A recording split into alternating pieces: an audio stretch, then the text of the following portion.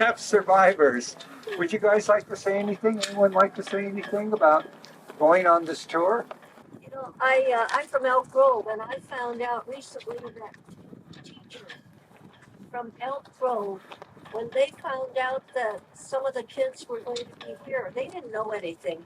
They drove in 1942 in I don't know what kind of car from Elk Grove to Manzanar with diplomas and grades, as many as they could find.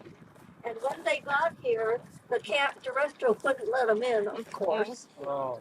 Nobody knew where these kids were, and so they were asked to leave the documents. They never did find out whether anyone got them or not. But two young teachers drove all the way, and I don't think there was a 395 highway. I don't even know whether there was a road. I don't even know how they got here, but they did that. And I thought, what a wonderful tribute, you know, to those students. And they were turned away at office or whatever. We've heard so many stories about, especially teachers, you know, standing up for their students.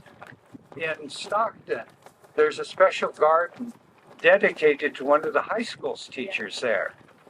And she's famous for not only being such a friend of the students, but what she would do when they were still in the Assembly Center in Stockton. She would go over there in her big overcoat, and she'd walk in, and then when she walked out, she'd be much slimmer. She had been smuggling school supplies into her students in the Assembly Center and just kind of trying to look out for them as best they could. So amazing dedication, because the teachers, the ones who knew, you know, the students, knew they were, you know, hardworking, honest, loyal, trustworthy students, like any other American. But then they're suddenly cast as, you know, these people who are possible subversives or saboteurs. And you know, Stan, you were how old when you went in? 7 years old. Can you picture Stan, 7 years old, as a saboteur? I don't think so. Any other thoughts you guys want to share here as you just kind of look at the scenery and background? I was 3 years old when we went from Stockton to Grower, Arkansas. So it was a very different experience because I understand that rotten tomatoes were thrown at us when we were in line in Stockton. But in Grower, Arkansas, when we left, we went to a train station, and my mother asked, are we white or are we colored? And she was told that we're white, and we would travel in train cars with white soldiers. And we were not treated like black at all. Oh, amazing. We just introduced everyone. They shared a few initial thoughts. And would you like to head out towards the barracks now? The way they built these buildings were 8-foot wall sections, okay? And then they just put a roof on top and lashed it down very cheaply. And what happened was this gust of wind came up, the roof went flying off, literally. The 4 walls fell out. And Dick Tawney was sitting in a building that was not there. And it's kind of funny, but it's a wonder no one was killed. You know, it's like the people who remember it. Dick Tawney especially. But that's the way they were built. And so I mention that because a lot of what you see today is a compromise to make sure the 115,000 people who come each year get a sense, better understanding of what you and your families endured, but not such a good sense that they get crushed by falling buildings or bit by snakes or scorpions. So, yeah, I think that covers it. So we are going to be in crowded spaces. Each one of these barracks is broken down into 4 apartments. So generally in one building here at Manzanar, each one of those buildings would have about 32 people. Now, it depends on the size of your family. Like Marielle, how many kids did your parents have? Me. Just you. Yeah. They reached perfection the first Right. time, right? My parents took 2 tries. So you're a family of 3. Who has a family of 5? Or a 3 and a 2? Okay, so you might live together. Hopefully you know and like each other. You could also end up with just the next people who came in. So it was very crowded. There are some people who had more family members. Some people were broken into different apartments. People literally were assigned as they came in. It is an improved barracks with linoleum, wallboard. And I will tell you, when we were building these barracks, Hank Willow was from Florin. So look, does anybody know Hank? You should read his book, Manzanar to Mount Whitney. It starts with the words F-U. Which you know is going to be a good book. But he wanted us, when we were building the barracks, only to build the improved ones. And he got in an argument with a woman named Joyce Nakamura Okazaki, and she said, only build them with the bare floors, the bare walls, just that. And they were arguing over which we should do. And I said, Joyce, why should we only build them as they were?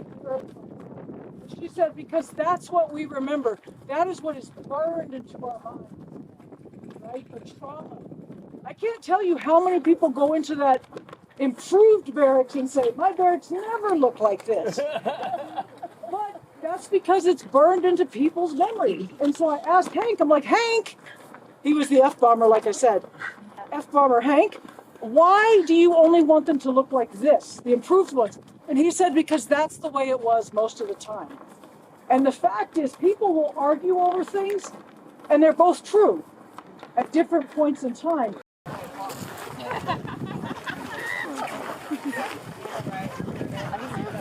Like everyone inside of the Okay. Imagine if you got on that bus and you didn't know probably where you were going, for how long, what might happen when you get there.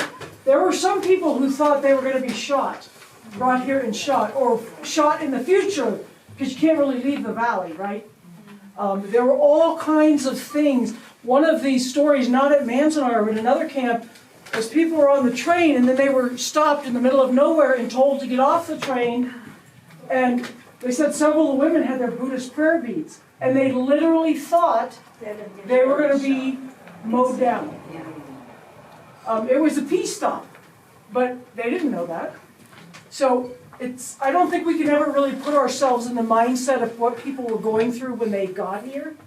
But I'd like to invite Andy to facilitate the survivors if they want to talk about first memories. Okay, so what were people's experiences or feelings or thoughts and everything on actually being here locked up, places like this? We have Mariel, we Well, have... you know, see the knotholes? I remember knotholes in the walls, and they were bigger.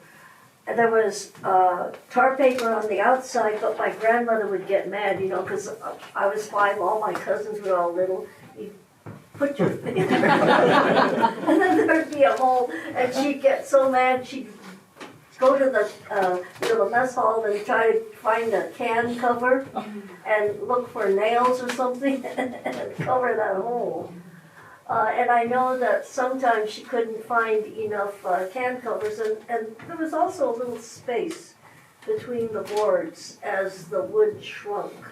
And she found out that if you took flour and mixed it with water, you could glue paper on there for a little while. But she was always fixing the walls.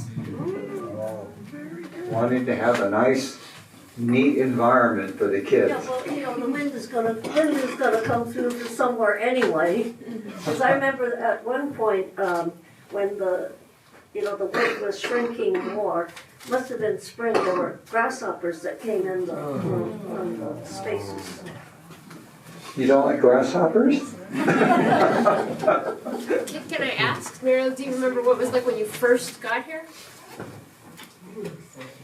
I was 5 and I wanted my dog, I wanted to go home. I think they were just crying all the time. And I had 14 cousins, we were all, around the same age. I don't think we gave them much peace.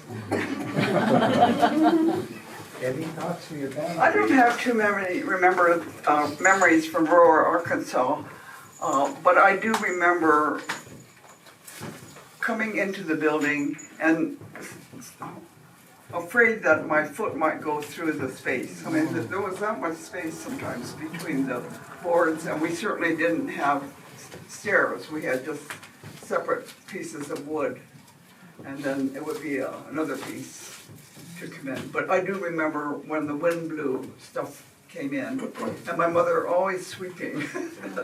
That's one of my memories. Thank you, Rita. So that is because the originals were built with green wood, and green wood means, it has not aged, it has not dried, and so when it shrinks, it warps, and then the holes are big. But like I said, we don't want people tripping and suing us. This also has a subfloor under it because of earthquake code, right? Because we don't want it to blow down. And the walls, Marielle, the home wrecker, cannot mess up these walls because instead of tar paper on the other side, you have plywood, and then you have tar paper. So you can try all you want, but you can't poke through. A friend of mine on Bainbridge Island, she's 88 now, and she said that her mother, their dad had been arrested, and the mom had 4 kids ranging from a few months to 9 years old. And she said, her mother said, "We're going to go on a vacation." And when she got here, she told her mother, "This is the worst vacation ever." And Ted was in the children's village. So there are a couple exceptions in Manzanar. One was the administrative area had nice apartments. And Children's Village, which was the orphanage home to 101 kids, and we'll talk about that on the bus, and hopefully Ted can share some memories. But it was built much nicer. And it was because they had 101 kids, including a room of infants. That sounds like you were in the infant room. And that was dormitory housing. But everyone else pretty much got these barracks. But like I said, they were, I know some people are videoing, can I use the word crappy? I'm a volunteer, yeah. Yes. They were crappy buildings. And people did try to improve them, and like I said, if you saw the other one, it is improved. But even if no matter how nice your apartment gets improved by other crews of Japanese Americans working to improve it, you still have a barbed wire fence, and you still have 130 MPs at 8 guard towers. And I remember the light bulbs just hanging. They hung down on a cord, yes. We can't do that today because it's not legal. But these rooms look lighter than they would have been because we have the exhibit lights. In reality, each room had 1 plug-in and 1 hanging light bulb. So if you had to do your homework, write letters, whatever, and then they had stoves. And you'll see stoves in the corners of the other rooms. We didn't put one in here because we intended this to look like as it did when people came in. So you have a bunch of cots up against the wall. We used to have army blankets in here and mattress covers and some straw. But the mice were like, "Hey, check this out." And with hantavirus, we decided to take those out so we wouldn't expose people to hantavirus. A couple of the things, of course, one of the big things here was lack of privacy. And there are people who, like I said, people got mixed in as they came in. And so sometimes you might have people with a little baby like Ted was, and you might have an 81-year-old, and his 70-year-old wife, and then you might have some teenage boys all crammed in the same room. Because the government didn't think what would be most comfortable and dignified for people as we assigned them barracks. They just said, next, next, next. The other thing was that these barracks, early on, they were very noisy because the ceiling is open, okay? And so people sometimes would spy looking over the top, especially some of the kids, literally spitballs, babies crying, people trying to very quietly be intimate. A woman who was married here in camp said, you know, that when she was married, she was fortunate that they got their own barracks. But there were other people who were married very early on. And she said, you know, people would try to lay on the floor behind a blanket and be absolutely silent. And those floors are not as nice as these floors. There is one story that's kind of funny. A woman named Yone Takemoto, she married the woodshop teacher just before camp, and even though it was an arranged marriage, they found that they were very intimately compatible. And she lived with her parents, and there was other people who went to Tule Lake who were in their apartment. So they were very limited because, you know, there were so many people in her apartment. Well, after the Tule Lake people left, she asked her parents if she could put up a blanket for her and her husband. And she said, you know where I was 9 months later? And I said, no, I don't. Where were you? I was in the hospital giving birth. So I'm not trying to make light of it, but people, you know, tried to live to the extent they could. And there were 541 babies born in the camp, 188 couples married. Judy? Oh, so you could have your start on the floor. No. I was conceived in camp. Yeah. This is on video. Oh. Yeah. My parents were very intimate too. They had to share a barracks with my uncle and aunt, who had like 5 kids on the other side, and my parents, they were newlyweds, and they were on this other side, and I guess they made it work. How did that happen, Judy? Thank you. There's a guy named Maso Kui. He's now in his early 90s, but he was like 7 years old, and he played baseball. And his baseball coach got married. And he said they never understood it because once his baseball coach got married, every afternoon he had to take a nap. And the reason was these barracks are colder in the winter than it is outside and hotter in the summer than it is outside. So a lot of people, you know, many people sort of spent the days outside because it was so miserable in here, because it gets hot as hell in these. And so his coach taking a nap, it was because other people were out of the building. But he didn't know that because he was 7. And so he was like, I don't understand. You get married and you get tired. And it's not funny, but it is, you know, all the things that people went through in life. Joy, heartbreak, sadness, anger. There were issues with people, you know, there was a social welfare office in the camp because of, you know, the different things that people were dealing with, things like, you know, domestic issues, child abuse, spousal abuse, people who were, you know, coming together, coming apart. I mean, all of the things that people dealt with outside of camp, you dealt with also inside, but you have the added pressure of being away from your home. Oftentimes your family is split up, right? Often a mother, but the father, but there were also people who had their mothers arrested and taken away, like language school teachers. So you also have people who are, you know, teenagers going through changes of life. You have everybody smashed in together under this very high stress situation. And Marielle, you mentioned missing your dog. You wanted your dog. I mean, even something as simple as, you know, what happens to your pets? There are some people who got their pets here, because a reverend named Herbert Nicholson, who was a Quaker, brought a number of things up here to help people out, including John Tateshi is a 3-year-old boy. Patricia and I both know John well. But also a woman named Cherry Amadi Ueda got her dog. Herbert Nicholson showed up with a dog, and he brought birds and cats. Brought a radio for one family. So there were, you know, there were things that came that made people happy, but there was just so much turmoil. Even if your life was already, you know, going well before this, there are also people who have, you know, families in Japan. The Reverend Shinjo Nagatomi, who is the main Buddhist priest here in Manzanar. There were others, but he's the one who is sort of most well known. He's the one that did the calligraphy on the monument.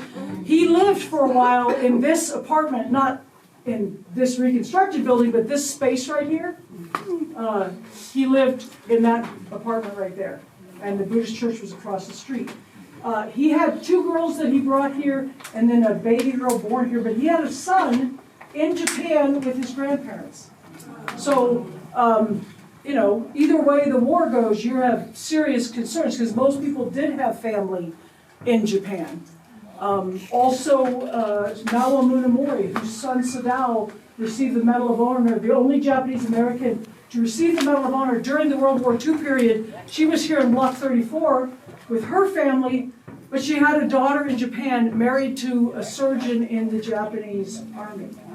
So I want you to think not just about the physical space and the constraints and the discomfort and the uncertainties, but all of the emotional things that people had going on, all together. You know, it becomes exponential. Thank you and everything. Mario, other thoughts from your family? Well, I know that Arkansas had a lot of snakes. And, you know, I guess some kids were playing with baby snakes that they found. And as you know, young rattlesnakes are much more lethal. And so they would catch these big snakes and put them in nail barrels, you know, the small ones, and put chicken wire on top, and then march us past and say, don't play with these things. And I swear that my head was 6 inches from it when the snake did this, and there was something dripping from the teeth. My grandmother swears I wasn't anywhere close to it, but I remember. And to this day, I'm not comfortable around anything that crawls. You have these opposed situations where you have in your block 250 to 300 people who do not want to be here. That's an understatement. You have some people who came because they felt it was their part for the war effort. But you have a lot of people who say, this is America, and this is, I'm sorry, this is bullshit. You also have within communities, like any community today, you have people who are of, you know, one political persuasion or another. You have people with deeply, profoundly deep ties to their home country and to those who are there. And you have people who left it all behind. You have people who, you know, like I said, say, this is America, we should stand up and fight, we should speak out for ourselves. That's a much more common idea today than it was back in the 40s. You have other people who say, we're just doing our part for the war effort, we need to go and be helpful, work for the government, do what we're told. And you put all those people together, and like they talked about in the movie. Normally in here, if we had more time, I would do a short overview of what was called the Manzanar Revolt. If Patricia had the time, you would have a very long overview of the Manzanar Revolt, because it is something that is incredibly important. It's incredibly important to understand because it is the first use of deadly force against Japanese Americans by the federal government. And in WRA camp. In a WRA camp, excuse me. You can see the funeral of 2 men who were killed in the uprising revolt. This is, James Kanagawa and that's James his brother who was in post and he got permission to come. James Kanagawa, he was 21 at the time. And then Jimmy Ito is here, that's his mother. His brother was serving in the U.S. military, also got permission to come. This man back here is Reverend Nakatomi, whom Elisa mentioned before. And then this man, I don't remember the name of he's Nichiren Buddhist, and he most likely was the officiant because he's in the full robes. This is Mr. Maeda, was an aide to Nagatomi and later became a Buddhist. And one of the founders of the pilgrimage in 1969, after 1945. But yeah, he and Nagatomi Sensei were coming here starting in 46 every year. And Nagatomi died before 69, and Maeda was still alive. But this it is a hugely important story and a huge, complex, controversial, difficult situation. Besides being the first use of force in the WRA camp, deadly force, it's going to impact every man, every woman, every child in a camp, including those of you who are here today. We've had a couple of people talk about going from Tule Lake to Topaz, or going from somewhere else to Tule Lake. And those transfers grew out of a debacle called the loyalty questionnaire, which was based in part on the situation that happened here. And so I cannot overstate the importance of learning about that situation, and I don't want to just do a quick, like, oh, this happened, that happened, this happened, too bad. We do have a very good exhibit on the loyalty questionnaire that Patricia did a lot of original research for. Also, if you go out by the Century Post, there are some exhibits out there, one from the perspective and the side of the street of the military police, one from the perspective, and it's not a single perspective on either of those sides, of the Japanese Americans. And you read those two exhibits that Patricia developed, research wrote, and it doesn't even sound like the same event. So suffice it to say, it is, if you remember one thing from today that impacted people's lives, it's this. It's this. And we can send information out to you and everything, because we realize even though we're here traveling throughout the area for 3 days, you can spend days and weeks and months looking into all of these stories, talking to people, visiting all of the sites. You can't do it. You just can't do it and everything. So we will share some of those information, some of those publications with you via email online. And imagine being a young woman and having your period for the first time in public. And somebody said their aunt is Cherry Yamada Ueda. And I've talked to Cherry about the latrines, and we did we're going to be developing exhibits for this, and I asked her some questions, and she said, you know what? I can't even think about it because it gives me nightmares. She is 92 years old, and thinking of this gives her nightmares. And she said when she first came over here, when they got to camp, she looked in this room and she said, is this for us?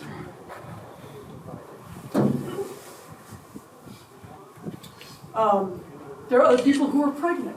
There's one woman, and I'll talk about her on the bus, who hemorrhaged to death in the camp hospital giving birth to twins.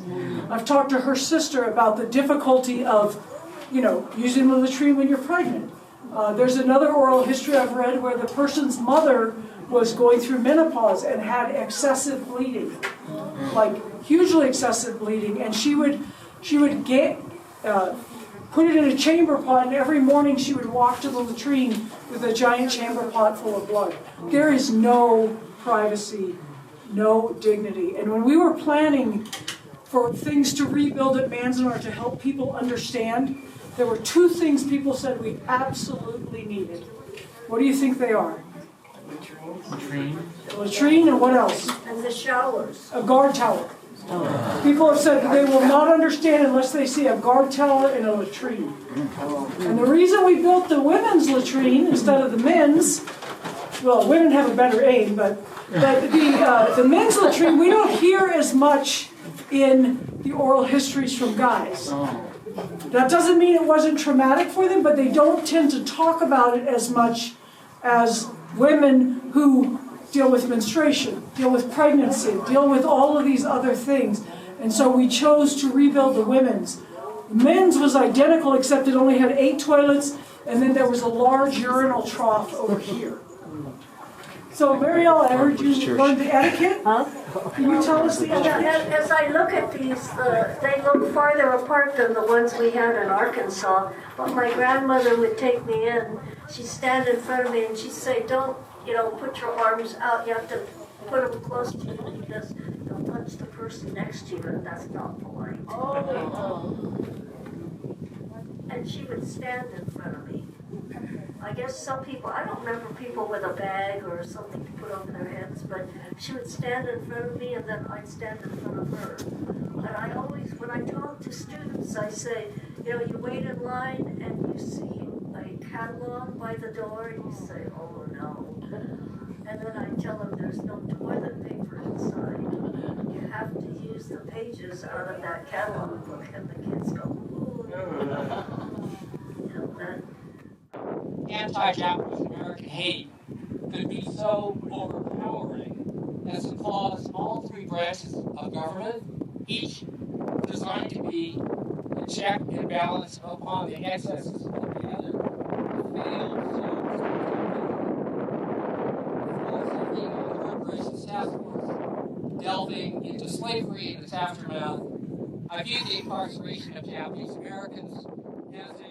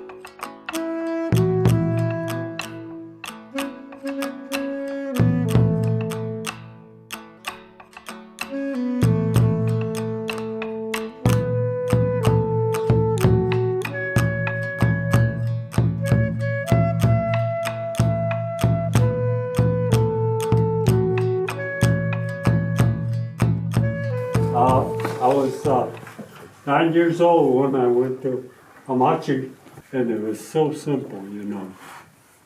Nothing there. Kind of like the Ritz Hotel, huh? Well,